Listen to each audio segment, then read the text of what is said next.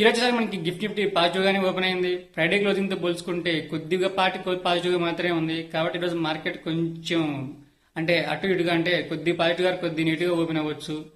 మనకి ఇజ్రాయెల్ వాళ్ళు లెబనాన్ పై దాడి చేశారు. దానికి ఇరాన్ వాళ్ళు వచ్చేసి స్టేట్ ఆఫ్ హార్మోన్స్ క్లోజ్ చేశామని చెప్పి వాళ్ళు, లేదు స్టేట్ ఆఫ్ హార్మోన్స్ ఇంకా ఓపెన్ గా ఉందని యుఎస్ వాళ్ళు ఇలా స్టేట్మెంట్లు వచ్చాయి. ఇవి సాటర్డే సండే వచ్చాయి. ప్రస్తుతానికి అయితే స్టేట్ ఆఫ్ హార్మోన్స్ వద్ద సిక్స్ చాలా తక్కువగా మూవ్ అవుతుందని కూడా న్యూస్ వస్తుంది. ప్రస్తుతానికైతే మనకి నిఫ్టీ పాజిటివ్ గానే ఉంది. అలాగే బ్రెంట్ క్రూడ్ మెయిన్ వచ్చేసి బ్రెంట్ క్రూడ్ పెద్దగా పెరగలేదు, ఇంకా $80 వద్దే ఉంది. కాబట్టి సిచ్యువేషన్ అయితే ఇప్పటికైతే పాజిటివ్ గా ఉందనిపిస్తుంది. మరి మార్కెట్ ఎలా రియాక్ట్ అవుతుందో చూడాలి. మరి ఈ స్టేట్ ఆఫ్ హార్మోన్స్ యొక్క న్యూస్ సంబంధించి మార్కెట్ ఏమన్నా కొంచెం టెన్షన్ పడుతుందా, లేదా బ్రెంట్ క్రూడ్ పెరగట్లేదు కాబట్టి బాగా న్యూట్రల్ గానే రియాక్ట్ అవుతుందో చూడాలి. సో ప్రస్తుతానికి న్యూస్ అయితే మనకి ఇవి.